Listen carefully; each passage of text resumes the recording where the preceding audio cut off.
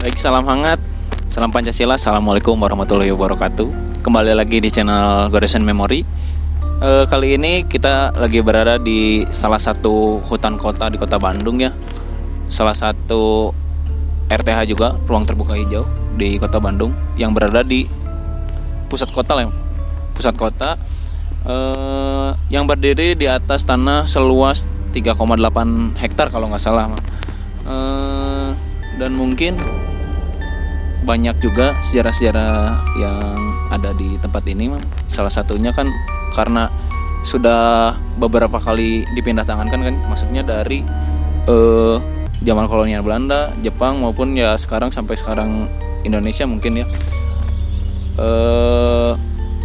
Bisa dibilang tempat ini sekarang menjadi pusat apa ya, rekreasi mungkin sekarang bisa dibilang seperti itu. Ada juga sarana prasarana olahraga, dan mungkin kita masuk ke sejarahnya mungkin ya. Ada yang Imam tahu mungkin soal sejarahnya, Imam? Ya, Bismillahirrahmanirrahim. Salam damai sejahtera untuk kita semua. Tentang salah satu hutan atau ruang terbuka hijau di kota Bandung ini ya, tepatnya di dekat pusat kota gitu ya, dan ke atasnya lagi dari pusat tempat ini pun ada hutan lagi di sana ya. Ada yang lebih tertutup lagi dibandingkan RTH pada saat ini kita ada di sini. Jadi sejarah singkatnya yang saya ketahui dari beberapa sumber yang saya baca, jadi kawasan ini terbentuk karena adanya lembah dari Sungai Cikapundung yang berada di depan kita di sana. Nah, lalu pada tahun atau zaman kolonialisme Belanda, hutan ini sudah emang dirancang oleh arsiteknya untuk menjadi hutan terbuka atau hutan kota di Bandung gitu ya. Dan pada tahun 1950-an, waktu Indonesia sudah merdeka, jadi kawasan ini langsung dipegang oleh pemerintahan kota Bandung pada saat sudah merdeka pada saat itu. Lalu terjadilah beberapa pembangunan dan pengembangan fisik di daerah hutan tersebut ya, hutan ini gitu. Ada yang meluaskan dan menambah beberapa fasilitas. Lalu ada juga upaya untuk komersialisasi dalam hutan ini gitu. Tidak hanya sebagai hutan kota, adapun sebagai sarana-sarana lainnya seperti rekreasi atau tempat restoran-restoran untuk makanan Sunda juga ada pada saat itu. Lalu ditambah lagi pada tahun 1970-an gitu ya kalau nggak salah dia, atau 1970-an 71-an, diubahlah nama ini dari Lebak Gede tadinya menjadi Babakan Silwangi itu. Jadi yang sering dikenal kota Bandung adalah Taman Baksil pada umumnya. Lalu pada tahun 1990-an sampai dengan saat ini masih ada upaya untuk komersialisasi untuk bangun atap taman ini, Baksil ini, ditambah dengan mengembangkannya fasilitas atau fisik dari Baksil ini. Adapun suatu institut lah ya atau perguruan tinggi di Bandung yang juga mengembangkan fisiknya untuk memperluas fisiknya menjadi satu tempat yang menjadi kesatuan pada Baksil ini gitu. Jadi makin berkembang fisiknya lebih luas lah intinya. Namun komersialisasi itu tetap ada, tetap ingin ada, tetap diajukan. Namun terdapat beberapa pantangan. Maksudnya ada orang yang pro untuk menjadikan tempat rekreasi wisata, ataupun ada yang hanya ingin tempat ini atau Baksil ini menjadi hutan kota saja gitu. Mengikuti tuntutan dari undang-undang bahwasannya minimal 30% itu di setiap kota mempunyai RTH atau ruang terbuka hijau. Mungkin cukup segitu aja lah sedikit singkat sejarah dari Baksil ini.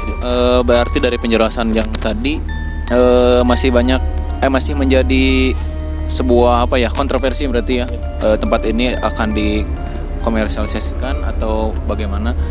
Tapi di samping itu mungkin tempat ini juga sempat mau dijadikan museum ya Mam Ya. pada masa penjajahan waktu Jepang. Kita beralih dari sejarah, mungkin Mam ada apa ya, kisah-kisah menarik mungkin yang bisa di ini. Soalnya banyak sekali yang saya baca gitu ya, dari artikel-artikel online gitu, soal yang di depan itu Mam, di jalan. Mungkin Mam bisa diceritakan sedikit. Ya, jadi kalau bicara masuk ke dalam sejarah atau metafisika lah ya, mitos-mitos yang terjadi pada daerah sini. Jadi waktu itu pernah ada suatu kejadian, kurang lebih tepatnya pada tahun 1980-an dia. Jadi waktu itu ada salah satu keluarga yang ingin melaksanakan atau istilahnya ya makan bersamalah dengan keluarga kecilnya di daerah Babakan Silwangi ini. Jadi waktu itu ada rumah makan lah di depan situ. Lalu pada saat keluarga ini sudah sampai di tempat makan tersebut, dari parkiran akan menyeberang ke rumah makan tersebut, tiba-tiba ada mobil yang melaju kencang dari arah atas daerah Simboluit. Dan ketika sedang hendak menyeberang, keluarga kecil tersebut terjadilah tabrakan yang kejadiannya cukup mengenaskan, sampai ada salah satu anak kecil ini, dia sampai terpental hingga cukup jauh lah ya. Bagi ukuran orang anak kecil atau sebelum dewasa atau masih anak kecil tuh, mungkin itu terpentalnya cukup jauh ya. Dan akhirnya pada saat itu, setelah kejadian, dibawalah ke rumah sakit si keluarga itu karena mengalami kritis. Sempat tertolong pada saat masuk ke rumah sakit, namun selang beberapa hari kalau tidak salah, akhirnya anak kecil itu meninggal dunia karena sudah sangat kritis. Tapi yang uniknya pada kisah ini adalah ketika masa kritisnya itu sedang dirawat di rumah sakit, anak kecil ini menanyakan suatu barang atau benda kesayangan beliau berupa boneka. Jadi anak kecil ini punya suatu barang kesayangannya berupa boneka. Kalau nggak salah bentukan bonekanya itu seperti boneka panda. Jadi dia selalu membawa boneka kesayangan ini. Lalu pada saat tertabrak waktu itu, boneka yang dia sayang ini dibawa, dan akhirnya terpental juga bonekanya. Jadi waktu saat kritis di rumah sakit, anak ini yang berinisial U ini menanyakan boneka saya kemana katanya. Pada sampai akhirnya sanak keluarga, kerabat dan masyarakat sekitar mencarinya, menyusuri sepanjang jalan Babakan Silwangi, namun boneka itu tidak ketemu lah ya. Dan sampai akhirnya jalanan ini menjadi mitos tentang boneka tersebut dan orang berinisial U itu. Jadi sampai saat ini legenda yang masih melekat pada jalan ini adalah karena kejadian itu. Cukup segitu dulu mungkin. Ada yang tanyakan lagi boleh. Nah, berarti itu hanya sedikit urban legend, mungkin bisa disebut mitos. Tapi kejadian itu maksudnya setelah itu adakah masyarakat yang pernah melihat bonekanya atau mengalami kejadian-kejadian aneh di sini? Maksudnya cukup seringkah atau pernah terjadikah gitu Mam?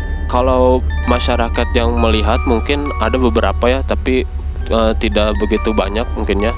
Karena pada siang hari seperti sekarang jalan ini cukup ramai kendaraan ya, roda 4 ataupun roda 2. Namun jika sudah malam hari ini sangat sepi ya. Kebetulan juga kan ini suasananya seperti hutan gitu ya.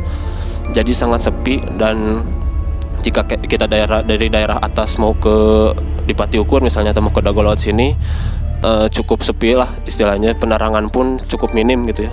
Nah jadi jikalau sosok ini menampakkan, itu adalah mengisyaratkan bahwa jangan sampai lewat sini itu dalam keadaan ngebut atau ya ngebut lah, kalau bisa ya pelan-pelan saja, soalnya kontur atau tekstur jalanan di sini kan sudah menurun langsung tikungan itu ya, dan lumayan curam lah ya, dan itu yang membuat berbahaya. Jadi kalaupun beliau menampakkan itu mengisyaratkan untuk kita berhati-hati atau tidak terlalu ngebut juga lewat daerah sini gitu. Mungkin itu dia. Mungkin untuk warga hanya sedikit mungkin ya Mam, ada cerita-cerita itu. Tapi untuk mitos soal boneka yang menggantung di salah satu pohon itu emang betul terjadi boneka itu terpental sampai menggantung atau bagaimana? Ya, dalam artikel-artikel yang saya baca belum tahu pastinya ya itu sampai menggantung di atas atau tidak yang jelas, tapi beberapa saksi mata pernah melihat keadaan boneka itu menggantung di salah satu pepohonan yang berada tepat di atas jalan Babakan Siliwangi. Mungkin saja itu benar adanya ataupun tidak ya, intinya kalaupun ada yang melihat, inti dari kesaksiannya itu adalah untuk jangan ngebut-ngebut lah di jalan, untuk tetap berhati-hati seperti itu. Dan ya mungkin segitu saja yang bisa kami bahas mengenai tempat ini, karena kebetulan juga hari sudah hampir gelap ya Mam ya. Semoga kalian dapat mengambil sisi positifnya, terutama pengetahuan sejarah mungkin, dan ya sisi positifnya lah. Dan mungkin dari saya, apabila kalian punya rekomendasi tempat atau tempat-tempat ya sejarah lah mungkin, atau ada kisah-kisah menarik di tempat itu, boleh tulis di kolom komentar, dan insya Allah mungkin kita akan datangi dan bahas satu persatu. Mungkin dari saya segitu. Akhir kata, salam hangat, salam Pancasila, assalamualaikum warahmatullahi wabarakatuh.